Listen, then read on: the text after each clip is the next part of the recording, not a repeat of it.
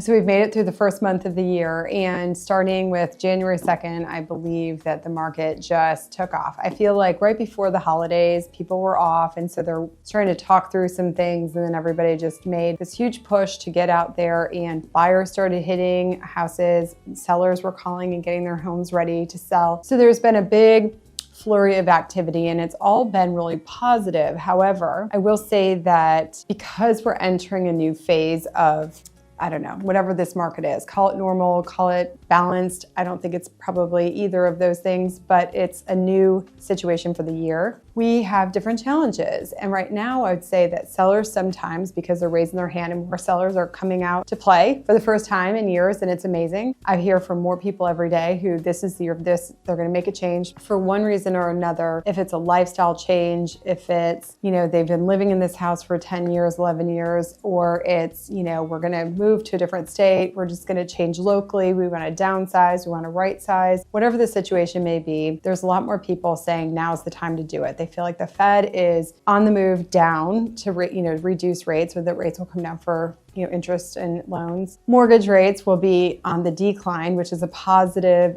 thing for everybody. I want to take a moment to talk about that, because when I hear people say, but rates are coming down, maybe I should wait to buy something. And I think buyers are actually doing that. They're out in droves, they're circling, but they're also pausing a little bit instead of making quick decisions, or they're just taking a lot more time to make a decision. If they have the time, they'll take the time. And it's because they think that interest rates are going to drop down so much lower. Let me make it clear. We are not going to see 3 or 4% again anywhere in the near future. So that would be phenomenal for everybody, but that is not going to happen. So what we're talking about rates normalizing and coming down, they reached a peak of over 8% at the end of last year. That stalled buyers for the most part, that stalled sellers from thinking that they were going to do anything, and it just sort of put a pause on everything. Then very shortly after, in the end of December, beginning of January, they started coming down. They came down, the markets were priced in interest rates in the mid to high 6s. We anticipate that that is going to go down maybe into the 5s. When I say 5s, I mean like 5.99, like just under 6%. So we're talking about maybe 3/4 of a point throughout this year. The Fed will drop, and then I don't know what the Fed's going to do, but the interest rates will price in to the market. And what that's going to do is it will absolutely help affordability, and it will get us back into what's national norm and levels that are averages across, and it's very normal, and they should be sustainable and really healthy for actually our economy and our home buyers and sellers. But we're not going to get to 4% or 3%, and that's where people think that they hear rates are coming down and the Fed's going to reduce the Fed rate by 6 times throughout the year, and that isn't going to translate to 6 points or whatever it is. It's not going to go from 7 to 3. So let's put it in perspective what that means. It means you're going to be able to afford more house, or your payments are going to be a little bit more affordable. But what it doesn't mean is that you should wait, because what you're going to miss out on in the inverse is that home prices will appreciate. They're not expected to depreciate, but they're not going to be as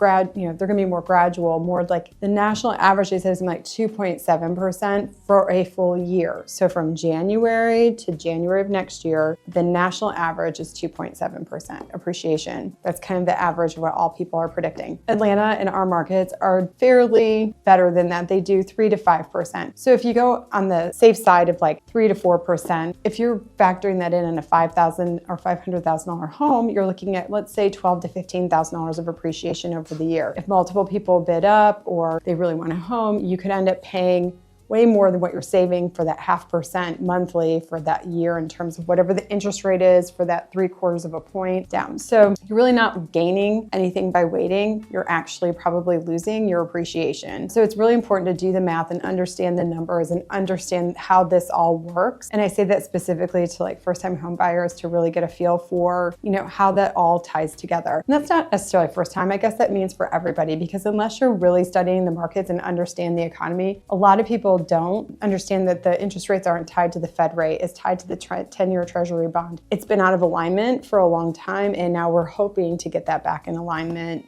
this year. Interest rates are one thing that's going to cause a flurry of activity. Sellers are definitely coming online because, again, life changes happen. If you're stuck in a home, or 3 years of the pandemic and now 2 years kind of recovery, waking back up, you have 5 years, so to speak, 4 to 5 years of being in a place where maybe that wasn't where you wanted to be. And now you're in a place where, hey, I don't care that I have a 3% interest rate. I can go up because my equity is made up for the difference, or I've gotten a better raise, or I've made more money, or I've done whatever. And so the lifestyle choice is more important than the financial differences between the home you're in that doesn't work anymore and the one that you want or need that's going to cost you more in an interest rate. So that's all changing. I would like to say this is the year of the buyer, but I really don't think it is. I think it's the year of the seller. We're going to have more inventory. I think we're going to have more options for buyers. And so buyers can be pickier because they can maybe wait a little bit longer till something else comes on the market. But I will say that we really need to evaluate the homes, and this is where realtors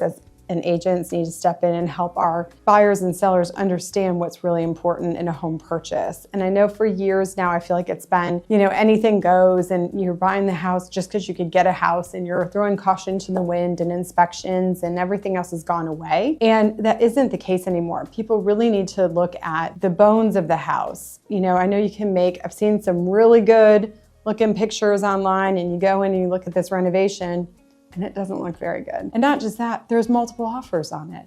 It's like people can't see the fact that this is really shoddy construction and maybe not the soundest house, and now these people are going to pay for it. And who knows? Maybe they won't have any problems. Maybe, it's okay to have a sloped floor. It may be structurally sound. But I just think that we've got to really look at more than like just pretty and attractive pictures. It's very easy to change something aesthetically, and over time, trends will change anyway. It is not something you can live with if you have a hole in your roof, or it leaks, or if your hot water heater leaks, or if your HVAC goes out. Those are things that you really need to pay close attention to, because I've seen a lot of homes with 20-year-old roofs lately, and the inside's pretty decent, but not the systems. And I really caution people, because the cost of replacing those items today are way more than they used to be, and way more than probably people think and budget for. And I just see multiple offers on lower priced homes, which is, understandable, but when you've got to throw that much more into it, it may be worth a look to see, well, what is my budget really if I have to put all this into it? Is it really the best,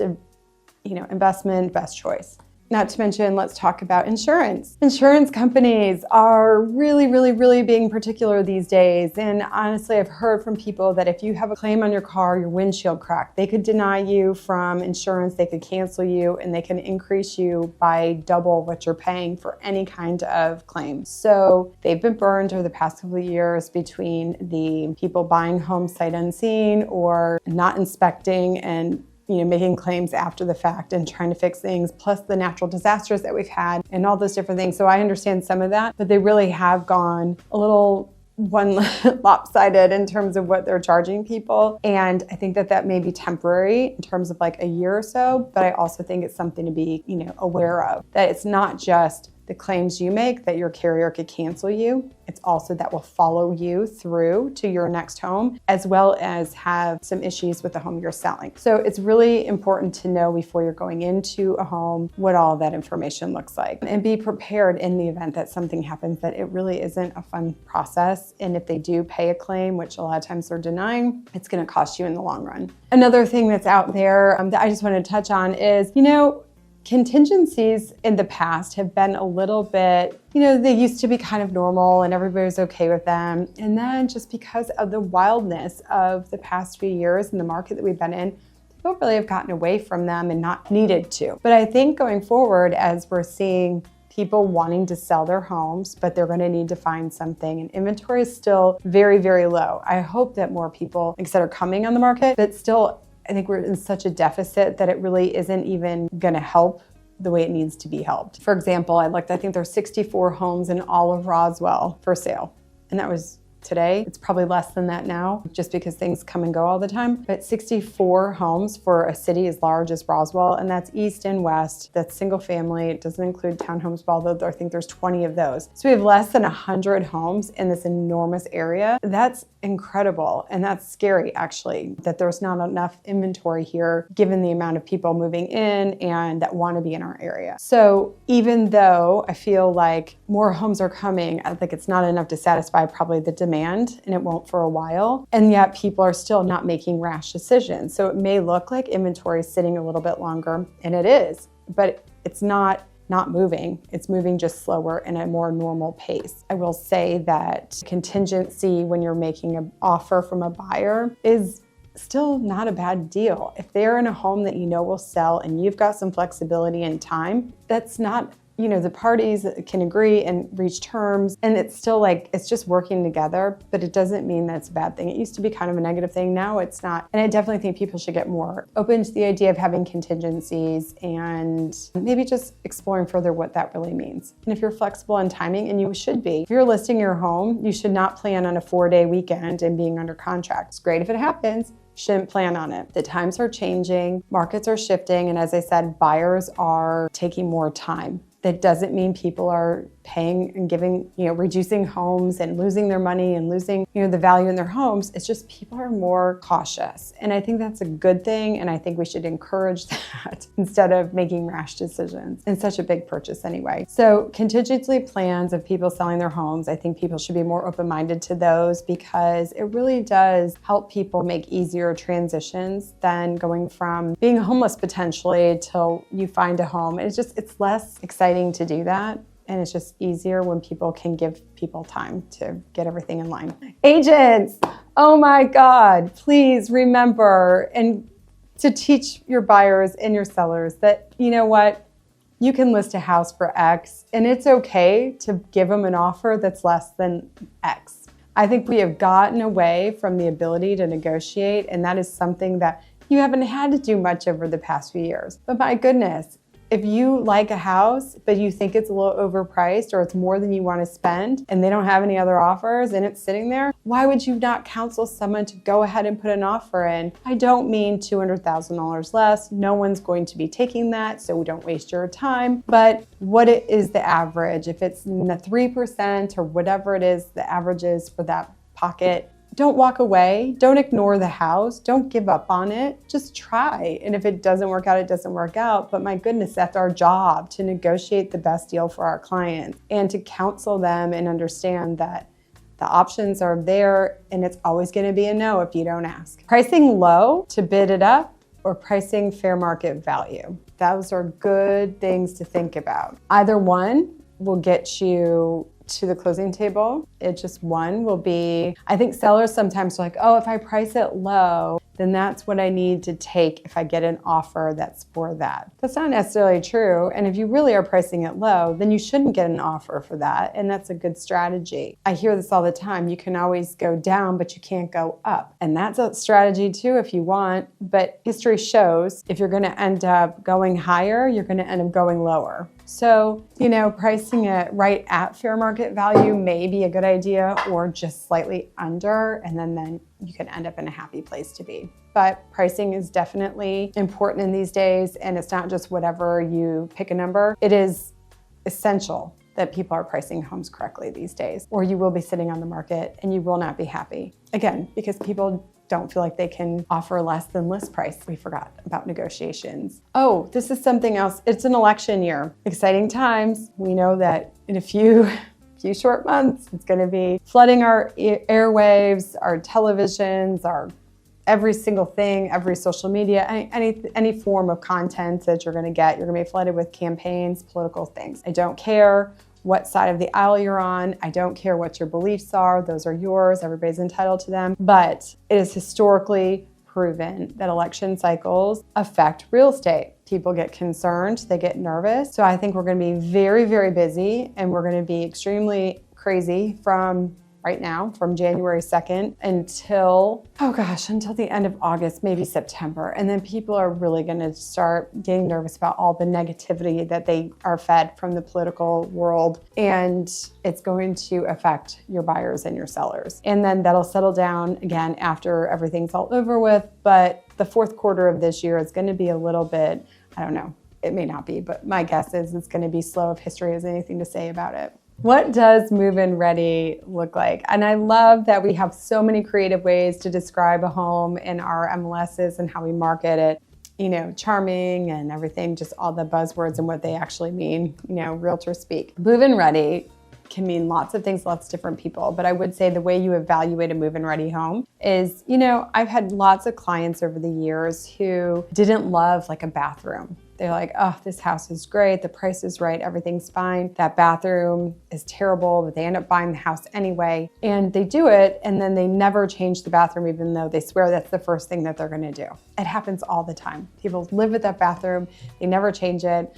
And then, oh, they may change it, but right before they're about to move again. So that seems to be what I experience and have experienced for years. So when you're touring a home, and if there's something you don't like, it's definitely something to consider. If it's small, if it's smaller item, I don't like this tile. I mean, all that stuff can be changed. When you're looking at a home that, again, has like some of this, but then it doesn't have the other things, the 30-year-old roof, that's a tough one.